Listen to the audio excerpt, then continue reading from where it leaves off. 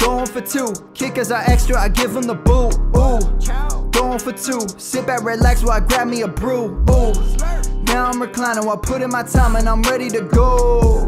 My spine is aligning and much my lineups, my bank account grow. I am so rich, but knowledge is all that I'm leaving it with. Ooh, listen to this, multiple options, how far can I get? Ooh, DFS Dynasty redraft tonight, I'm not finishing last.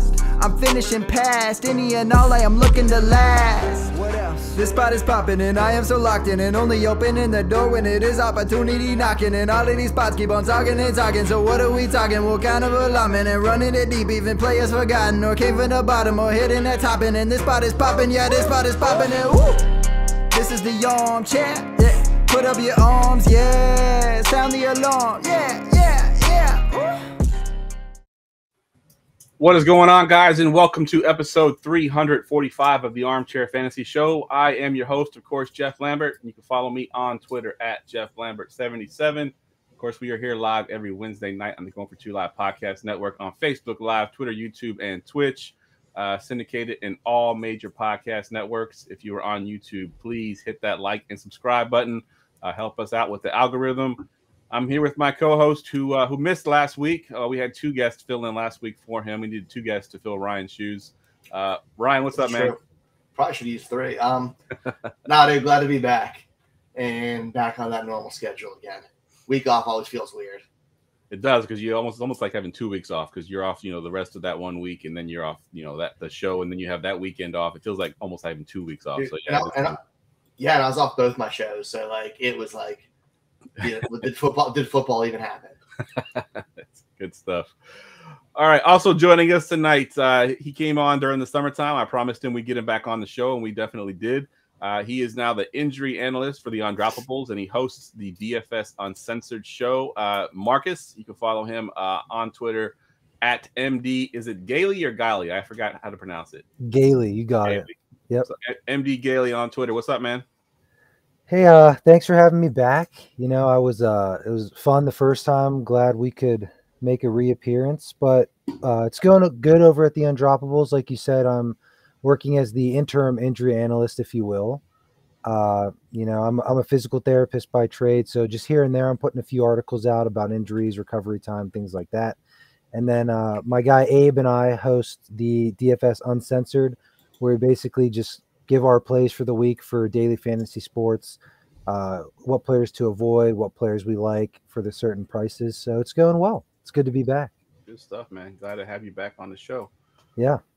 All right, guys. Today's show, as always, brought to you by Underdog Fantasy. Check out their best ball leagues, huge tournaments, private leagues, and pick'ems, which we'll do some tonight.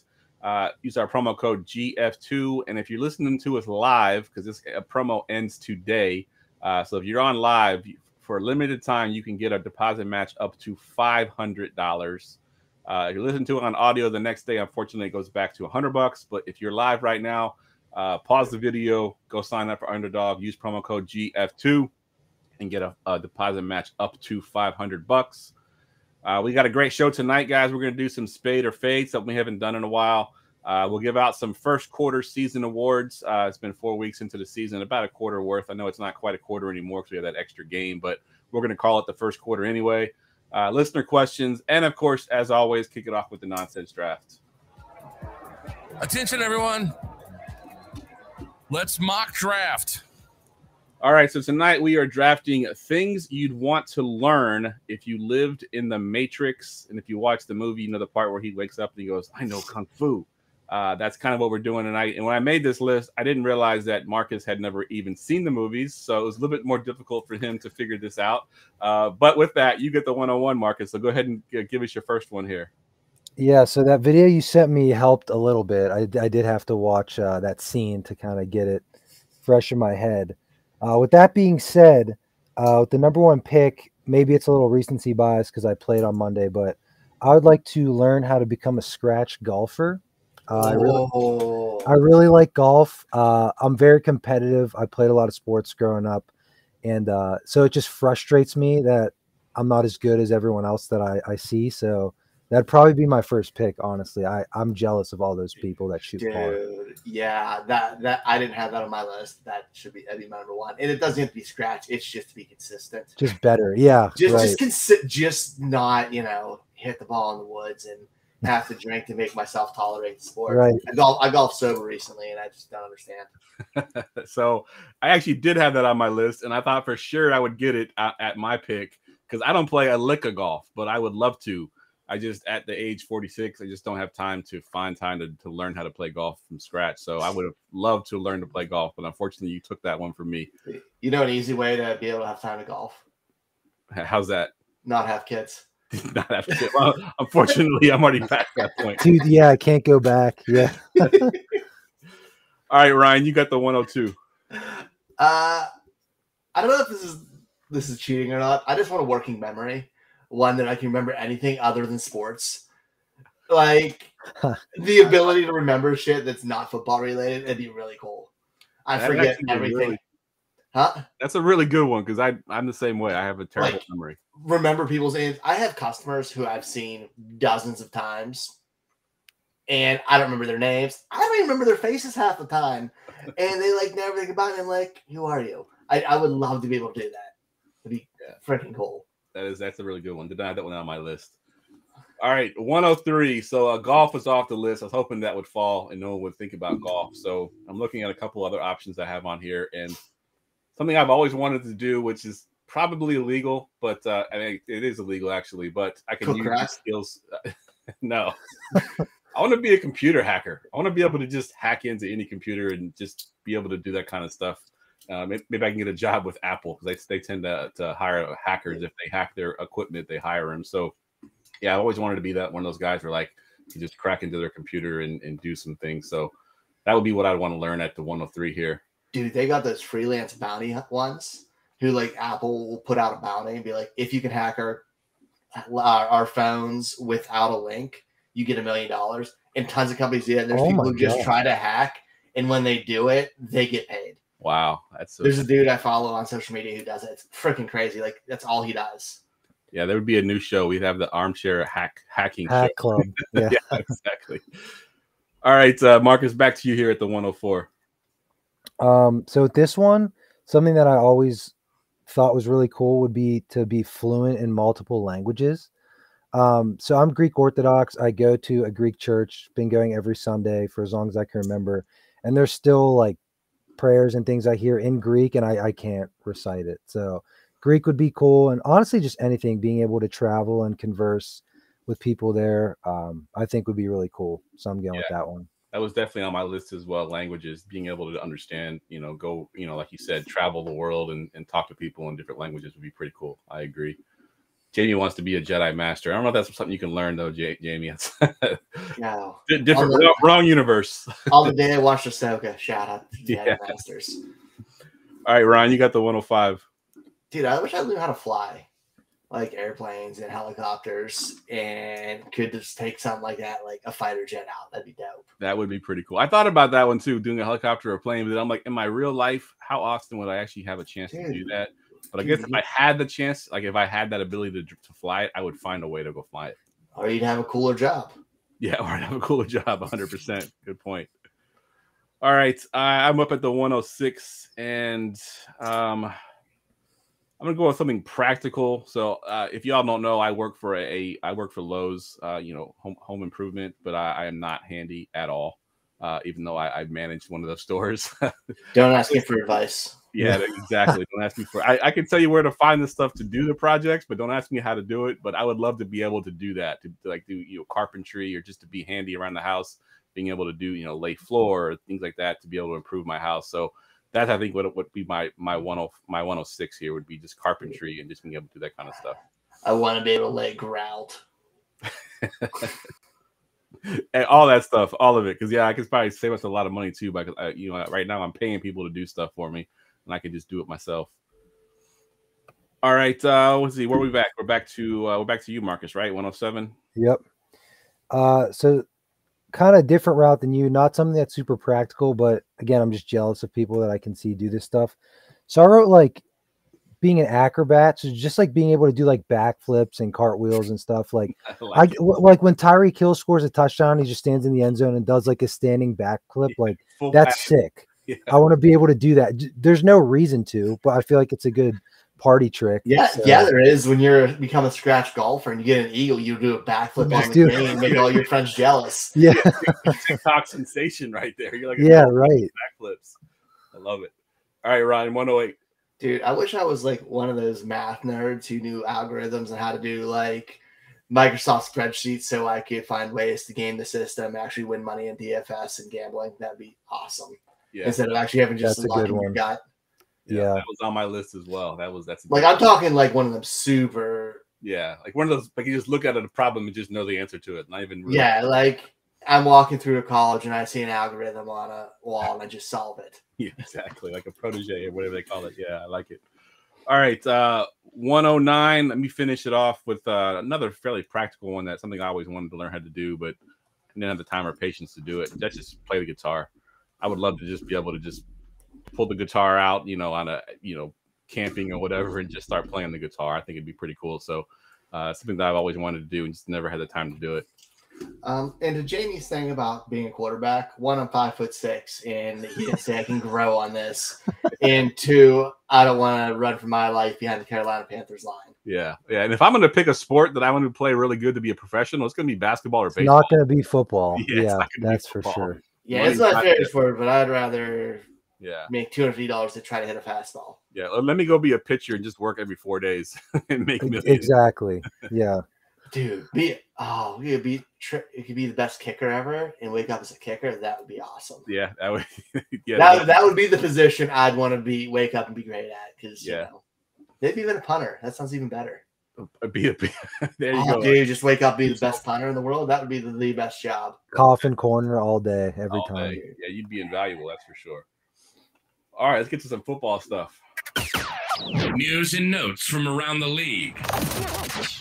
All right, not a ton to talk about this week, so we'll just kind of touch on a few of these topics. The first one I want to talk about is Mike Evans. I haven't heard officially if he's going to be ruled out or not. He did miss part of the game last week.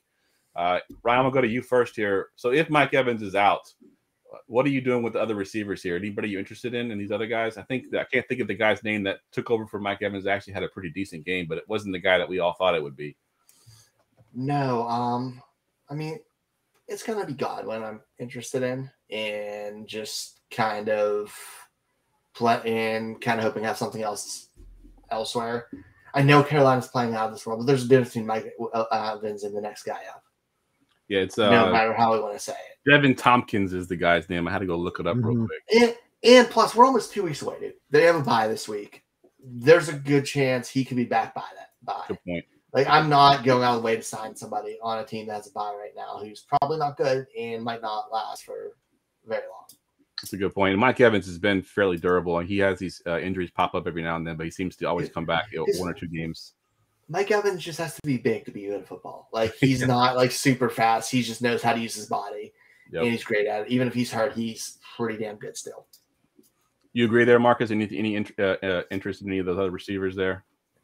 Probably not. If it's a low-grade hamstring, which I did a little reading, it looks like it is, you're only looking at maybe 1 to 2 weeks anyways. And with them being on a bye, he's probably not going to miss any time.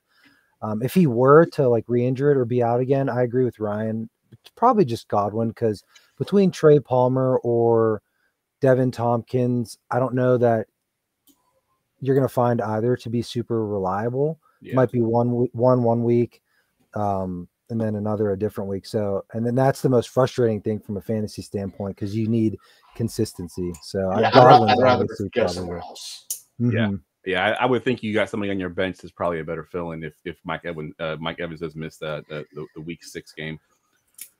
All right, let's talk about Jonathan Taylor. Marcus, we'll go to you first here. Taylor says he still doesn't want to play for the Colts. Apparently, he will practice this week. What are you doing with Jonathan Taylor if you have him? So I do have him in one league, and I was just hoping he was going to come back at one point. And the thing that doesn't make sense to me is he wants a bigger contract. He wants more money, but if he sits out the whole season, how much money is he forfeiting? Like, that doesn't make any sense at all.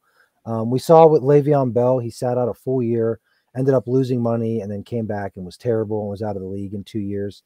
I don't know. I feel like he has to play at some point. Like he's wasting a valuable year for a position that has a short shelf life to begin with. So I think just passing up on those games checks is too much.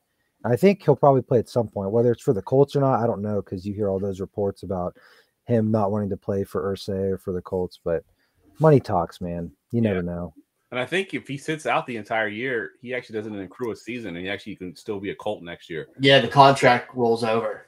Yep. So that would be a bad thing for him if he sits out the entire year for sure. So I think he definitely plays at some point for somebody. What about you, Ryan? What are your thoughts here? If he's practicing and I get word that if they say they expect him to play, I mean, you got to start him. You got to play him. Mm-hmm. There's if they're saying he's playing, you have to start that man. Even if it's a limited snap count to get healthy, running back is just a disaster right now. And I'd rather take that chance in a backfield with Anthony Richardson, who just makes life of running back easier. So I'm hoping and praying he's back. And I'm hoping and praying they trade him. But dude, if he starts and plays for them, man, he's going to be huge. He'll finish with missing these first 4 weeks. He'll finish as top 10 running back probably. Yeah. What about Zach Moss? I mean, you've probably been using Zach Moss in those leagues. You've got Jonathan Taylor, Marcus. What are your thoughts on Zach Moss? If JT comes back, Zach Moss is fully healthy, are you comfortable still putting Zach Moss in there, or are you just avoiding the situation altogether? I'm probably not playing. I mean, he's been productive to this point. He's actually looked pretty good. I can't imagine that if Taylor comes back, he's going to get all of the touches. I feel like they'll still probably rotate Moss in, seeing how 90% of NFL teams are using a committee this year. But I would probably look elsewhere. But in a pinch, like if you got a lot of people on buys, I feel like you could still throw him in and you might get lucky. He might score a touchdown or have a couple big plays just to save you a few points there. But if Taylor comes back, I don't think he's a start every week player like he is right now. Agreed. And I don't think he's different enough from Taylor to really to be that compliment guy. Right. He's a flex too in a pinch. Yeah. Mm-hmm. Yep. All right, let's move over to the receiver position, Ryan. And a guy that I know me and you both loved has not really had a chance because of a suspension and because of an injury. But Jameson Williams has been officially reinstated. His suspension was shortened. Probably not starting him this week, right? But are you excited about his prospects for the rest of the season? I'm so excited for him to come back and actually play and be healthy. I'm definitely gonna start him this week, and I hope I regret it. But I love Jameson Williams. I like the skill set. I like that explosiveness for Detroit is going to be a ton of fun. Man, I hope he comes back and healthy. Yeah, I'm very excited. He was one of my top prospects, and nothing's really changed. He just hasn't been healthy. Yeah, exactly. Marcus, what are your thoughts on Williams? Do you like Williams as a player, and do you think he can be useful at some point this season? Yeah, I definitely do. I know we didn't see much last year, obviously coming off the ACL, his final year at Alabama. Missed the first 3 games because of the gambling suspension. I don't know how much run he's going to get this week. You would think he's up to speed because he had a full training camp, but I don't know how many new wrinkles they've added since then. But I think he could be a fun player in what's surprisingly a pretty dynamic offense for the Lions. Never thought I'd be saying that, but it is. I mean, Jared Goff looks good. They got a good running game. Amon-Ra and Laporta have been carrying the load. So he'll be an interesting piece there. I'm excited to see how it plays out because, like Ryan says, I think he's a good player. He has a good skill set, which I think translates to the NFL. So I'm excited for it. I want to see what he's got for sure. Yeah. My only hope is that they don't just pigeonhole him as a deep threat. I know he is a deep threat, but he has more to offer than just that. But if they pigeonhole him as a deep threat with Jared Goff at the quarterback, I don't know how much they're actually going to be able to use him because Jared Goff's not a deep ball thrower typically. He's more of Amon-Ra, St. Brown, Hawkinson. I hope that they find a way to get Williamson in space and to get some opportunities for him to use those legs of his to make some plays happen. So I guess we'll see because I drafted him in a couple of my dynasty leagues. I've been waiting to see him. So hopefully he pans out. All right, let's hit one more note here, and we'll combine these two together since these two players are linked. Chuba Hubbard last week, led that offense in touches. Miles Sanders has continued to struggle through the first 4 weeks. Ryan, I'll go to you on this one here. If you have both guys, are you starting First of all, are you starting either one of them? And if you had to pick one to start, which one are you starting? Not if not if by choice. Like, if I have any other option, I'd do it. But it's not pretty in the running back landscape.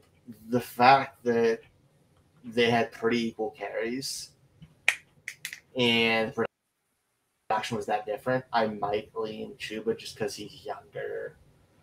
And I don't know if Miles Sanders is getting washed, he's getting less healthy or not, but I don't want to start either. I'd lean. No, I wouldn't. I'd probably go Sanders. I'm sorry. It's one of those things I don't know because they're both such garbage.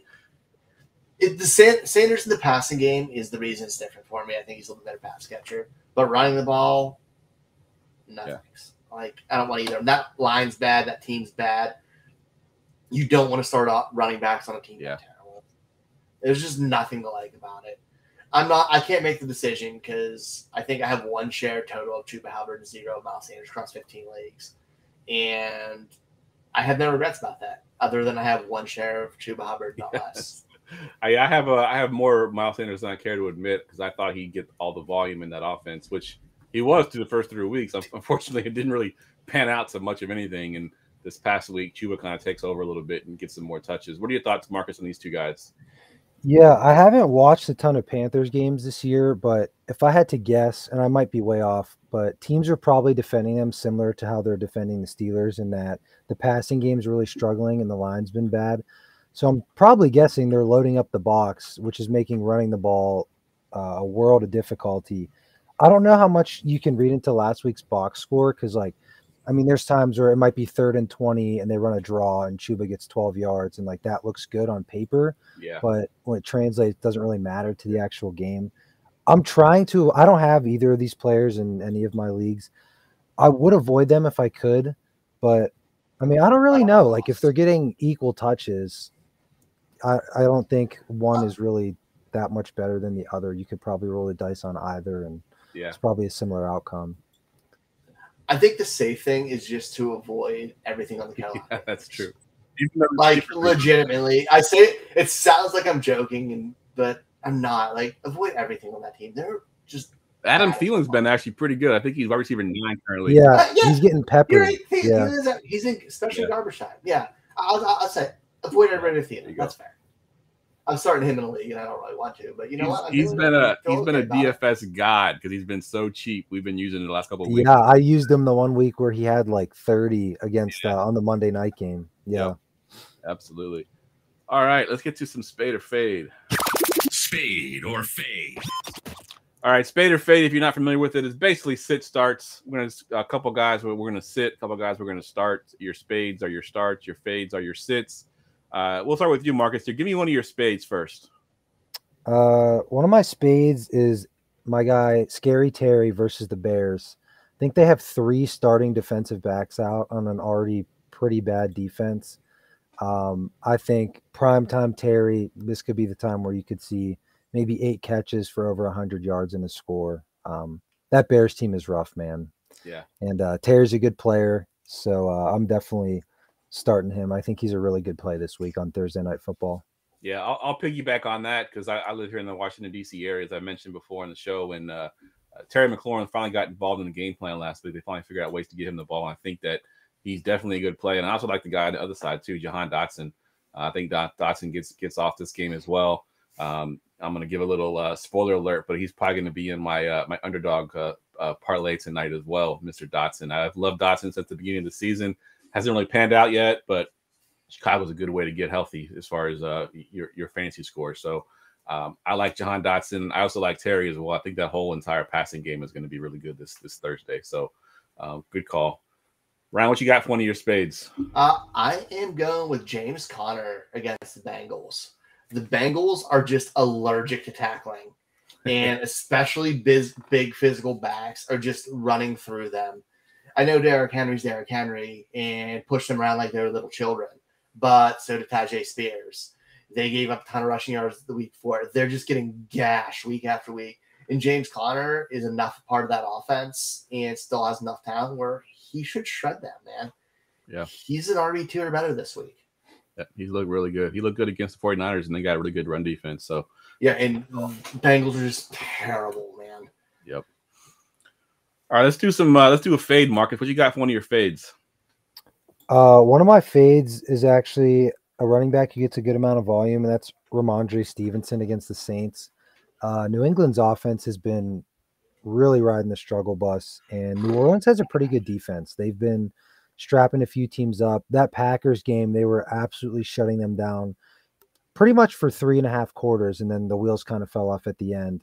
But Mac Jones has been really bad. That Dallas game was horrible. Granted, they have a really good defense. The Saints have a good defense, not quite as good as Dallas is, but I don't know if the rushing yards are going to be there, and if he doesn't find his way in the end zone, I could think he could probably be out for a rather dud-like performance for what he's used to. Yeah, that definitely pains me too, because I liked him a lot coming into the season. So good call. Ryan, what you got for a fade? I'm going with anything involving the Broncos offense this week against the Jets. The Jets defense is playing. I mean, the Broncos offense isn't great anyways, but there's still some flashes and something has its upside. But the Jets defense is playing fantastic. They're keeping that team in games and protecting the ball, especially if they're going to actually run the ball with Breece Hall. They're going to be miserable for opponents' offenses. So I'm fading that whole team this week. Yeah, that's a good call. I like that. So one of my fades, I'm going to fade the entire Vikings running back core. That includes Alexander Mattison and Cam Akers. First of all, the Kansas City defense against the Browns has been actually pretty good this year. And the fact that I don't know how it's going to shake out. I know Madison's coming off 2 pretty good games, but Akers is slowly starting to get more and more touches. Actually looked more efficient last week than Madison, even though Madison had the bigger game. I don't know how it's going to shake out. And against this defense, I don't know if I want to play these 2 guys if I can avoid it. And obviously, if these are the only guys you have, you got to play them. But if I got better options, I'm looking elsewhere. And I think also that it could become a situation where it's a shootout and the running game goes sort of to the wayside, where it's just these 2 teams back and forth passing against each other, and the running game gets forgotten about. So I'm avoiding Cam Akers and Madison in all of my leagues if I can. Let's do another spade, Ryan. What you got for one more of your spades? I'm going for that bounce back from Aaron Jones. I don't think he was fully healthy last week. He wasn't really used as part of the offense, being he was coming on a short week of practice. And a really good way to jumpstart a player's confidence and get them back on it is playing that Raiders team. Yeah, I think we see a nice primetime bounce back for him there. I like it. What about you, Marcus? You got another spade? I do, and it's kind of weird because I'm picking a running back in an offense that's been really bad, but I actually like Joe Mixon against the Cardinals. Mixon's actually probably been their best offensive player to this point. The Cardinals did just get ripped on the ground, granted by probably the best offense in the league. But I think with Joe Burrow's health right now, he's really struggling. He can't move too well. I think they should probably lean on the ground a little bit more, and I could see Mixon having a pretty good game. They do only have 3 offensive touchdowns in 4 games. He's one of them. But he's looked good up to this point, and I could see him actually having a decent performance against the Cardinals this week. Yeah, I like that call. Mixon's been a popular DFS play too, because his price keeps going down and down and down. Even though he's getting the usage, he hasn't put through the stats yet. But I think this could be the week he breaks out. I like it. My last spade here, I'm going to go with a guy that hasn't really broken out yet this season, coming off a major injury. He's played the last 2 weeks and looks okay. And that's Wan'Dale Robinson. He gets to play against the Miami Dolphins. He's getting targets. I think he played 60% of the snaps last week. We know where he plays. He plays in the slot, and Daniel Jones has no time whatsoever to throw the ball. So it's going to be a lot of checkdowns to Wan'Dale Robinson, who I think has the ability to sort of break some big ones there. So with his increased usage going up, and with the fact that they're playing against Miami, I think that Wan'Dale Robinson's got a good chance to break out this week. So he's somebody I'm trying to get into my lineups. Let's do one more fade, and we'll go to you first, Marcus. Give me one more of your fades. Well, one of my fades, Ryan already touched on. I had Cortland Sutton versus the Jets. I just think it's going to be tough sledding for them. So I'll pivot, and Ryan's not going to like this, but I actually have Lamar this week. Historically, does not do well against the Steelers in those 3 games. Hey, you're such a yinzer. I am. But hey, what do they say? One is one is luck, two's a pattern, three's a trend, or something like that. There you go. I've seen enough of him versus the Steelers where he does not look his best, and he's one of the better quarterbacks in the whole league. And I mean, if he struggles throwing the ball, if they bottom up a little bit rushing, which they usually can contain him better than, I mean, most teams. I mean, if it's a 2 QB league, you're obviously playing him. But if it's one and you have a decent backup that you could think maybe could touch 20, it might be worth the play. Yeah, to be fair, I have a legit theory on why the Steelers have been able to bottle up. Why I don't think it's going to follow from this year. It's Steelers are always very good in the middle of the field, pretty terrible on the outside corner. Yeah. Baltimore on offense, the past, I don't know, Lamar's career, very good in the middle, terrible on Horrible the on outside. the outside. The wide receivers last year, Nelson Aguilar would be our number one. Devin Duvernay was our one at one point last year. Right. And he's the 5 this year. That's a big reason. I think that's a big reason why is the wide receiver difference this year. I think helps that not be a trend. And that's a real biased fan answer. No, I agree. Mine is probably a little biased, but I mean, the times I've seen him, it could very well be because of that wide receiver room. Zay Flowers is ridiculous. He's a great player. He's awesome. So, and the Steelers secondary has been pretty bad this year. Yeah. But we'll see. You know, the NFL is pretty random, so we'll see how it goes. Yeah, and outside of Stroud, I mean, the Steelers have put most quarterbacks sort of all of them have struggled against the Steelers up until this past weekend. If both tackles are out, I'm going to be a little nervous. But yeah. What you got for another fade, Ryan? Now I'm just getting spiteful, and I'm fading this guy for the entire season and forever. And it's Najee Harris. And it pains me because I was a big Najee supporter all off season, but dude, he looks kind of washed and he's not explosive. That offensive line's bad. And by the time that offensive line's fixed, he's probably gonna be long gone, dude. I'm out. I'm trying to get rid of him anywhere I can now. Yeah, it's not look good, that's for sure. It's not just a this week thing. Which is a terrible week for him because Baltimore's huge in the middle. But it's forever. It's forevermore. Yep. Yeah, he's on my list as well as one of the guys that I missed on this offseason. And my last fade is so you both went sort of opposite homerism, and I'm going to take a guy that plays for my team, and I'm going to be fading Brock Purdy. I know he's been a popular sort of waiver wire ad. He's been looking good, and I think he'll be, a good NFL quarterback against Dallas on Sunday night. I don't think he'll be a good fantasy quarterback on Sunday night. I think he'll be efficient. They'll keep things very simple for him because that defense is just that good.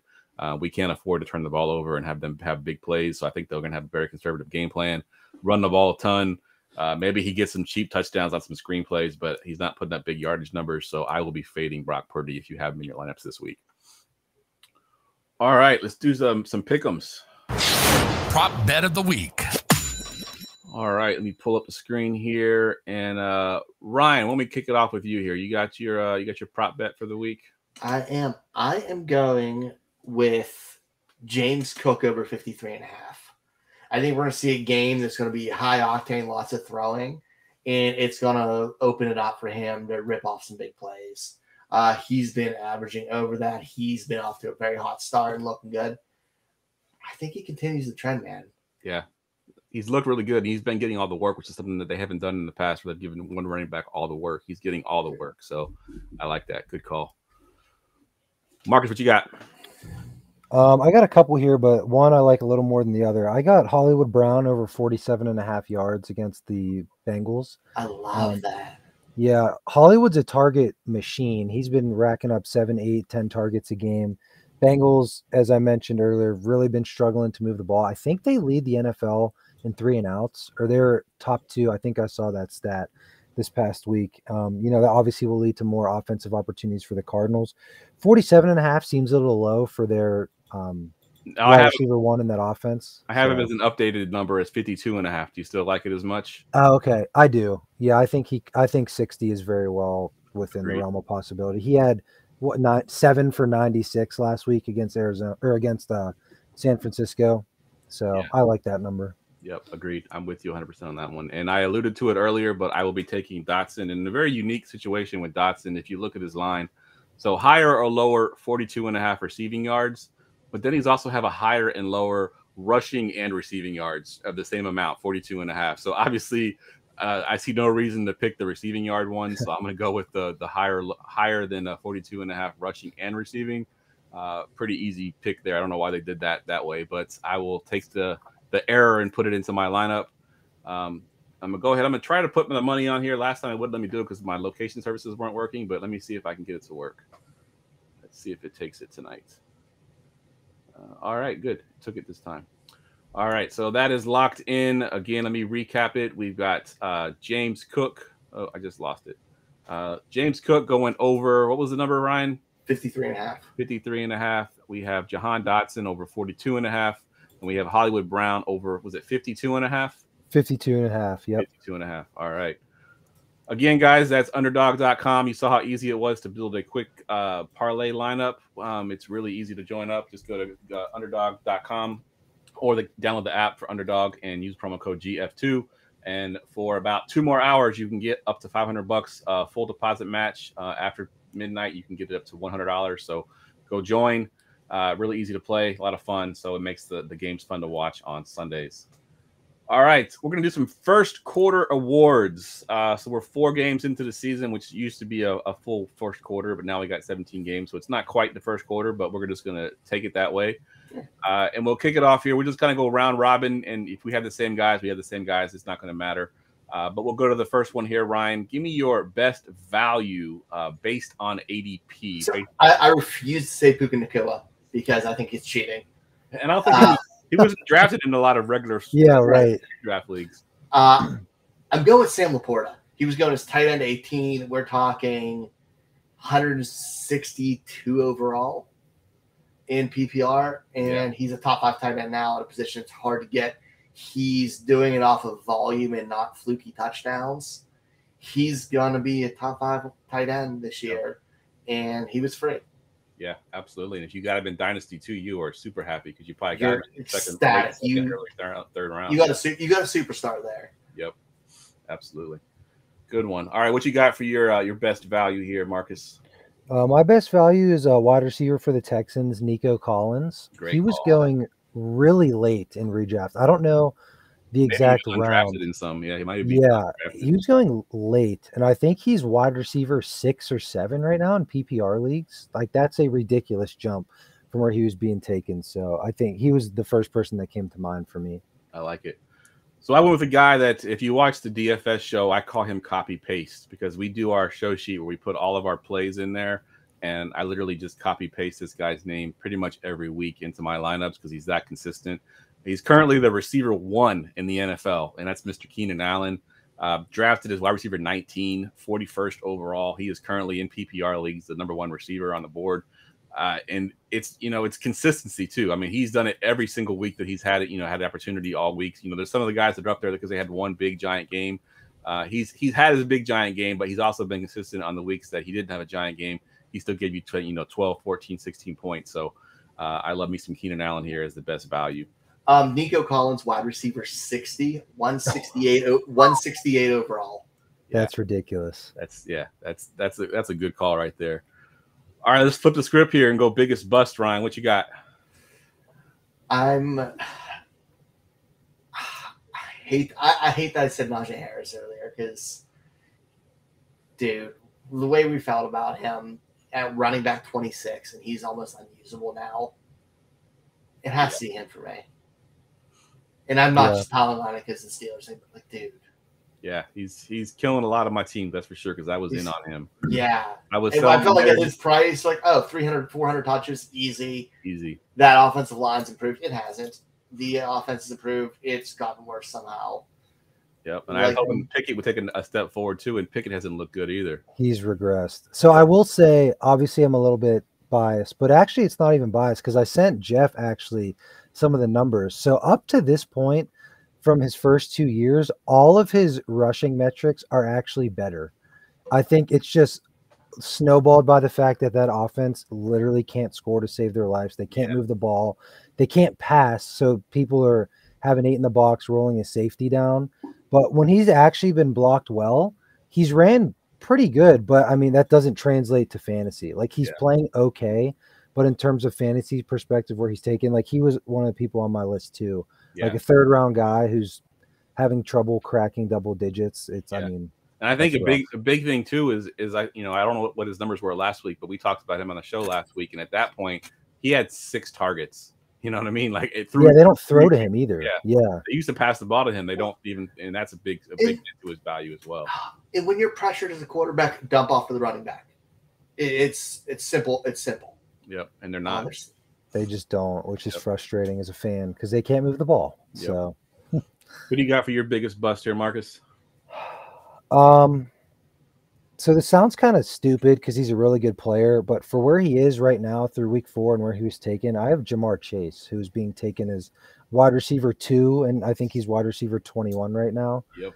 I mean, you have to be a little bit disappointed if you're taking someone in the top 3 picks, pretty much consensus in all redrafts, and he's outside of the top 20 through 4 weeks. Granted, I think he'll finish in the top 10, but since this is just the quarterly awards, I have him there for right now. Yep, and I will double down on that and go with the other guy on the other side, and that's T. Higgins. Drafted also in the top 12. He was receiver 11 in most of the places I looked at, 23 overall, so second-round pick. Currently receiver 50, and it was because of one big game that he's even that high. If it wasn't for that one game, he wouldn't even be that high. He's been pretty bad. I think that whole offense has been bad. Obviously, Burrow can be on this list as well if we're talking Superflex League because he's killed a lot of people as well. But, yeah, that whole offense has just been not good. So I got T. Higgins as my biggest bust. Let's do biggest surprise. And this one you can go either way, either good or bad. But these are your personal, your feelings personally, Ryan, of guys that you liked coming in that surprised you that aren't doing well or doing well.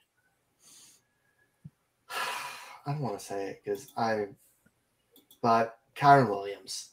I don't like Kyron Williams. I still am doubling down saying I don't think he's good. But he's super inefficient, but he's getting red zone looks. And he's getting involved in the passing game with a coach who just knows how to use players. Like that 3.8 to carry sucks. But you know what? It's getting fantasy points, so who cares? I'm shocked. I was a huge hater. I still am. And I'm going to double down on it. But I'm shocked by it. I'm surprised. Yeah. Bamboozled even. 100%. Because actually he was on. So I in my main home league in Dynasty, we had to make cuts. We had to cut 3 players before the season starts. And he was on my cut list. Luckily, I ended up keeping him. But he was one of those guys that was kind of like, do I want to keep him? He doesn't really, Cam Makers is there, yada, yada, yada. I'm so glad I kept him because, yeah, he's been panning out pretty well for me. What about you, Marcus? Who's your biggest surprise? I mean, this is a boring answer, but Puka Nacua. I mean, I agree with Ryan. I think he's cheating. I don't know. I don't know. 5 of these awards. Yeah, it's something I've never seen. He broke what record did he break? Most receptions through the first 3 games as a rookie or something. His volume is insane. Now that will be interesting with Cup. I mean, he's still going to get his share, but it can't be to this level, right? Yeah, like, I would no hope way. not. Yeah, I don't know, but yeah, that's a boring answer because it's so obvious. But yeah. I try to avoid using him as well. I have him. He could have been literally a couple of places on this list, and I try to find other guys. And the guy that I had, and we mentioned him a little bit earlier, is Ramondre Stevenson. I loved him. I had him at RB5 in my preseason rankings. Took him in the Scott Fish Bowl, I think, in the 2nd round. Like, this guy I thought was going to be a monster, going to have all the volume because there's literally no one behind him. And so far, he's a RB23. I don't think he's even that good. I think he's just gotten sort of some junk usage. But yeah, Stevenson's been a big surprise for me. I thought he'd be so much better than he was, and he's definitely missed on that one. So disappointing. Very, very disappointing. I think it's come down to we believe in Bill Belichick running a good offense no matter what the system is, and it's not working out. It's not working out. Nope, agreed. All right, now we're gonna flip it up here and go guys that are currently doing well that we think are gonna fall off in the second half, and we'll flip the way we go this time. Let's go to Marcus first. So I have a player who's actually really good and will probably finish pretty high. I just don't think the touchdown rate is sustainable, and that's Kenneth Walker. I think he has 5 touchdowns or 6 touchdowns through 4 games. He's really good. He's still going to. He is. I think he has 5. I'm sorry, he's 5. Yeah, he is 5. So scoring over 1 touchdown a week, I just don't think is sustainable. Obviously, so I think he will drop off a little bit because. I mean, I think he had 3 touchdowns in one game. He had a 30-burger, and then he scored once, almost twice last week too. He's very good. He'll very well probably finish in the top 12, top 15, but I just don't think his point production will stay at what it is right now just because of that touchdown number. Yeah, that's a good call, and you're right. I mean, he's been really good, and with some of the running backs that we expected to be good that aren't good, I think he'll easily finish top 12 with this, even with the touchdown rate falling off. But yeah, I agree. His touchdown rate is kind of unsustainable. Ryan, what you got for your fall off guy? I think it's a Raheem Mostert. He was one of my options as well. He has a ton of carries. He's RB2 right now, and he's in the perfect offense. Yeah, he's 2 and A-Chain is 4. And you're starting based on one game, but pretty much. Yep. Yeah, A-Chain has 302 games essentially. Yeah, and but you see a shift in their rush attempts where it was heavy on Mostert to start, and it's kind of sliding towards A-Chain, and there's still not a lot. I just don't see consistency with it. Him at RB2, I think he'll still be playable like the flex, but I'm not trotting him out there with confidence. Yeah, I agree with you. I had Mostert on my list as well, and not only that, but his injury history as well.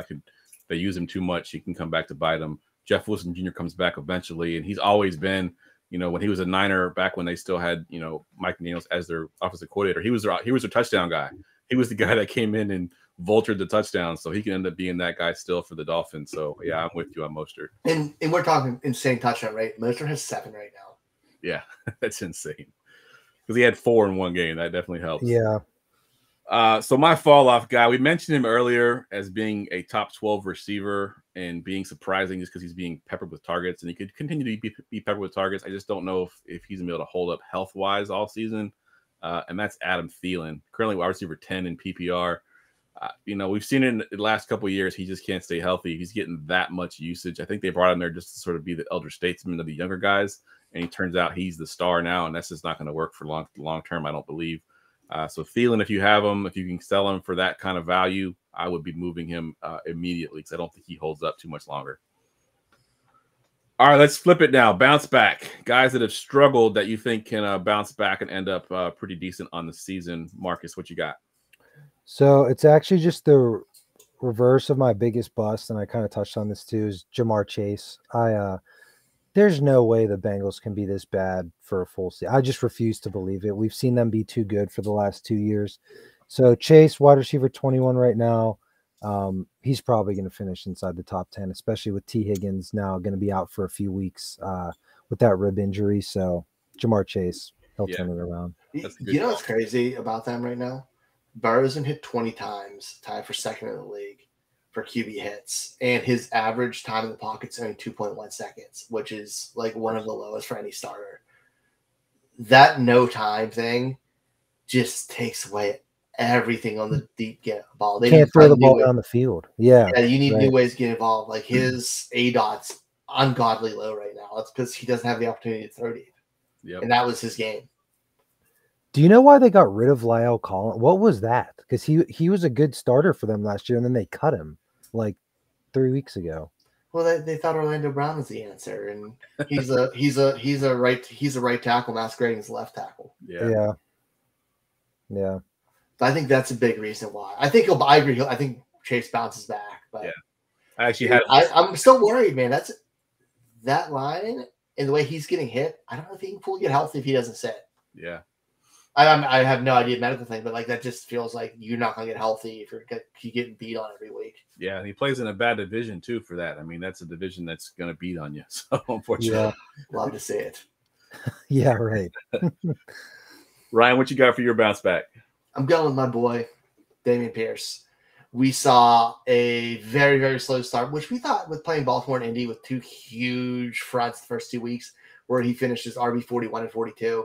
And then Jacksonville, he came back alive a little bit, finishing RB 14 last week against Pittsburgh. Another good game, finishing RB 17, getting more and more carries. And he's being involved in the passing game, which we didn't expect.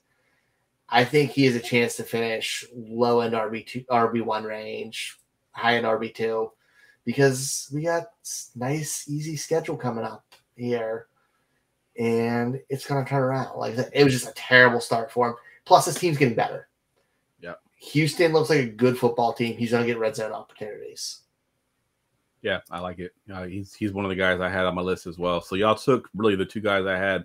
I had Jamar Chase, Damian Pierce. So I'll pivot and I'll take the low hanging fruit here, and I go with Breece Hall. I know we all expected him to sort of be, a second and a half of the season guy anyway because of the injury. They've taken the training wheels off. They said, in a tweet today that he's no longer getting a limited workload. He's looked good at times. Week one, he had that 83-yard run that he probably could have scored on had he been fully healthy.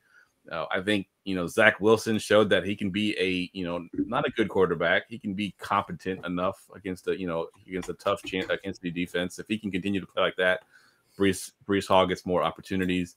Dalvin Cook has not looked good. I think he's at 2.5 yards per carry right now. So it'll be Breece Hall's backfield.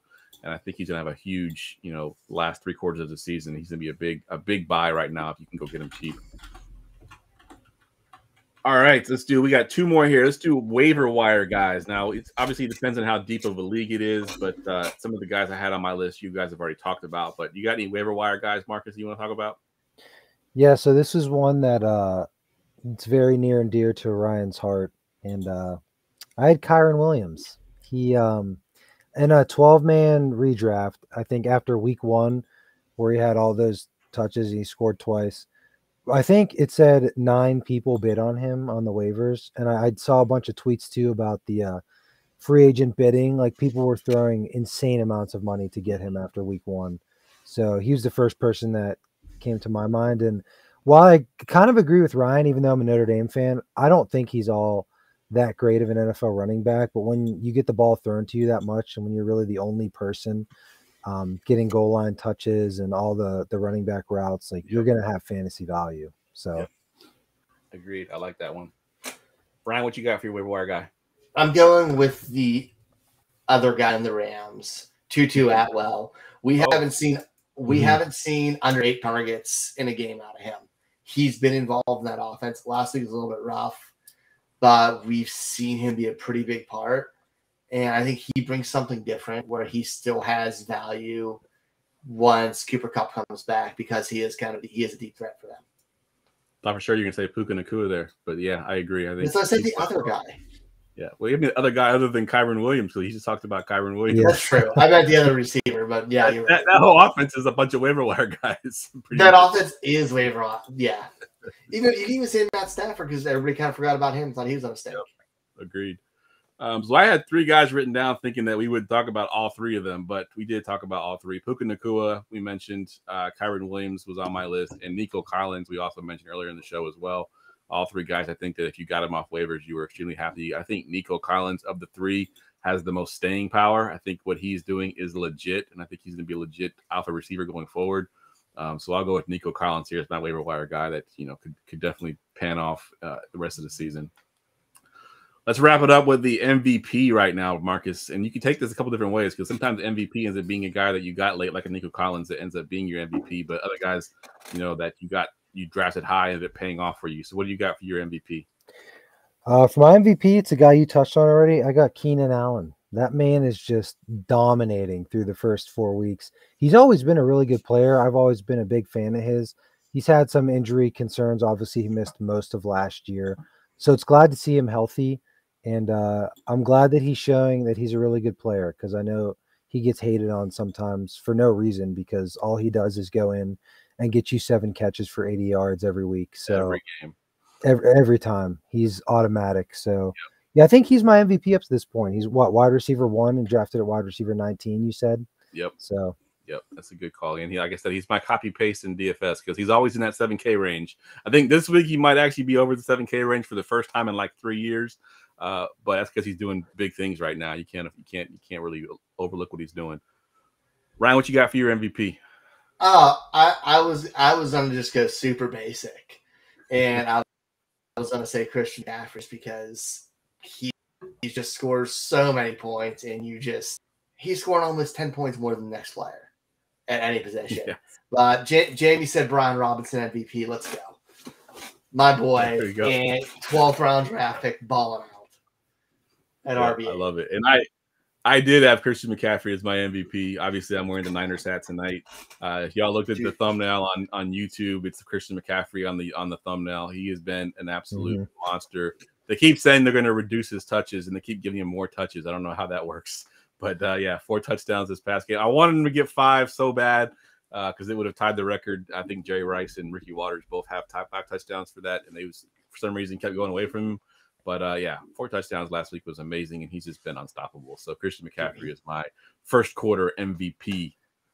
You mean Brown Robinson? Go ahead. Ask me anything. All right, we got a little bit of time for a couple questions here. Let me see if I can get a decent one. Let's do this one here. We talked about him a little bit already.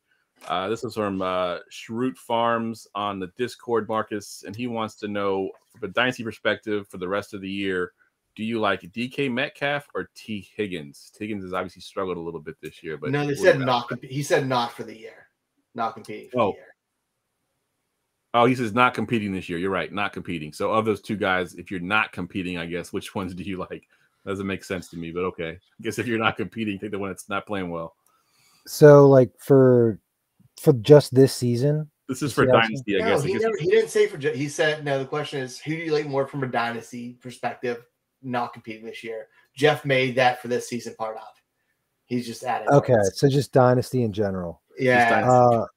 I'll probably say Metcalf just because I don't think Higgins is going to get extended, and while he might go get wide receiver 1 money and be wide receiver 1 somewhere else, you know, the grass isn't always greener.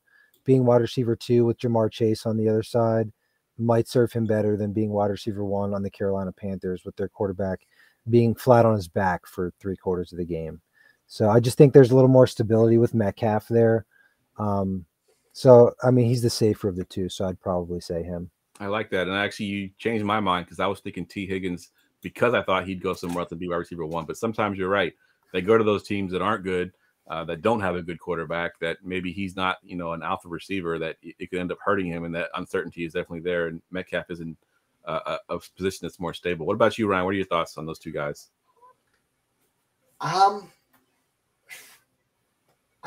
It's very close. I think I'm leaning. No, I think I kind of with you guys on Metcalf. I think it's close. We don't talk about DK Metcalf and how good he actually is. My only fear with him is his volume isn't what it should be for a receiver as talented as he is. But the thing is, he still produces even with the less targets. I think T. Higgins is safe in the long run. Even when if he's going to be someone's wide receiver, he's going to get heavily targeted. Mm-hmm. But that team knows how to use Metcalf and use him efficiently, and I'm confident with the safety on that. Yeah, I like it. All right, let's do this one from Bear Force 1. He's got a start-sit question. He's got 5 players. We got to sit 2 of these players. It's half PPR, and I'm sorry, it's full PPR. We got DJ Moore at Washington, Calvin Ridley at the Bills, Devin A-Chain versus the Giants, James Cook versus Jacksonville, or Alvin Kamara at New England. So Moore, Ridley, A-Chain, James Cook, and Kamara. We got to bench 2 of these guys. Ryan, who you got?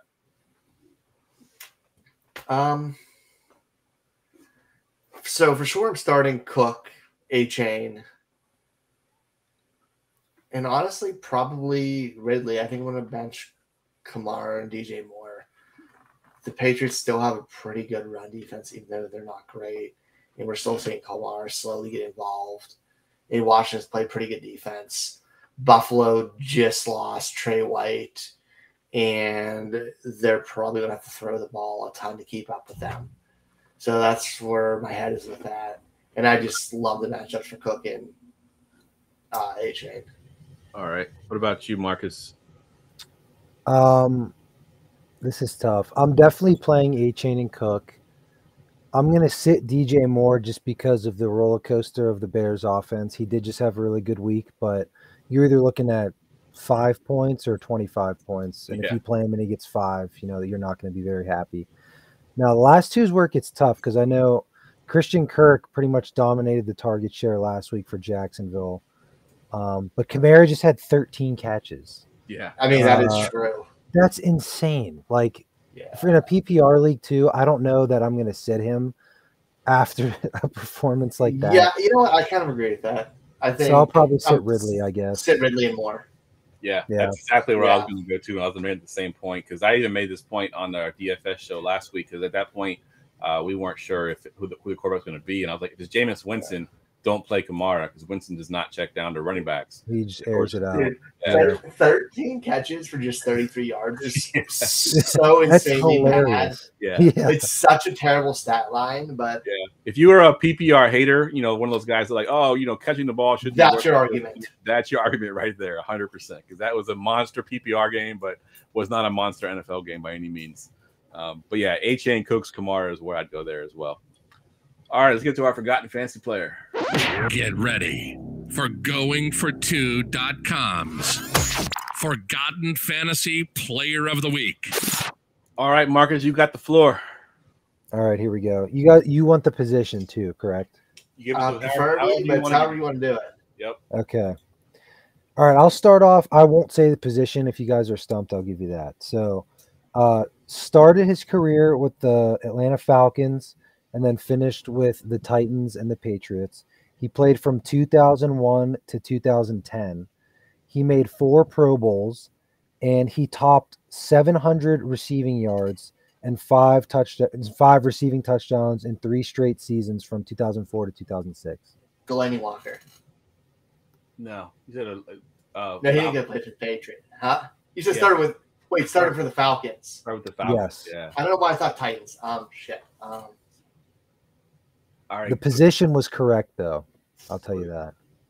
Algie Crumpler. You got it. Good job, Jeff. That's my guy, Algie. I always used him in Madden 2005 with Mike Vick on the Falcons. They're an Algie Crumpler, and they had work done too. Yes, Yeah. absolutely. And honestly, I wouldn't have even got it with the Titans and Patriots. I thought he was a Falcon for life. So So did I. Position. When you said position, I was like, oh, he's a tight end. That's the position that I always think of when I think of Falcons tight end is Algie Crumpler. Love it. Big Algie. That's my guy. Good pull. I love that one. Awesome job. All right, fellas, that wraps the podcast up. We'll go around the room real quick. Give us your Twitter handle and plug anything that you want to plug. We'll go to you first, Marcus. Yeah, Twitter's at MD Gailey. Again, I mentioned working on for the Undroppables DFS Uncensored podcast. I've also put out 2 injury articles. I usually do probably one every 2 or 3 weeks just to update as the season goes. And it's been great coming on again. Thanks for having me back. Absolutely. Ryan, what you got going on? Twitter Foss534. Find me here Wednesday night. Find me over at the Rookie Big Board on the Dynasty Big Board podcast Wednesday mornings. Good stuff. And yeah, Marcus, thanks again for coming on. And now that I know that you're a DFS guy too, we'll get you on the DFS podcast at some point this year as well. Love to have you on that show. Yeah, sounds good. So as always, guys, you can follow me on Twitter at JeffLambert77. Make sure you check out the Discord. It is free to join. We've got all kinds of stuff going on in the Discord. You can find it in my Twitter profile or my X profile. I still can't get used to saying that. I don't know if I ever will. It'll always be Just don't do it. Don't try to fix it. Just call it Twitter. There you go. You can also find it at GoingFor2.com, bottom right-hand corner. Make sure you check out all the great shows that we have on the Go for 2 Live Network. Tomorrow we got the Dynasty Gambit pregame show. Fridays we have my show, the DFS show. We have Saturdays we got the Dynasty Saturday Night 5. We got a bunch of shows on the network, guys. So if you don't check them out, please do so. All right, for Marcus, for Ryan, I'm Jeff. We will see y'all next week.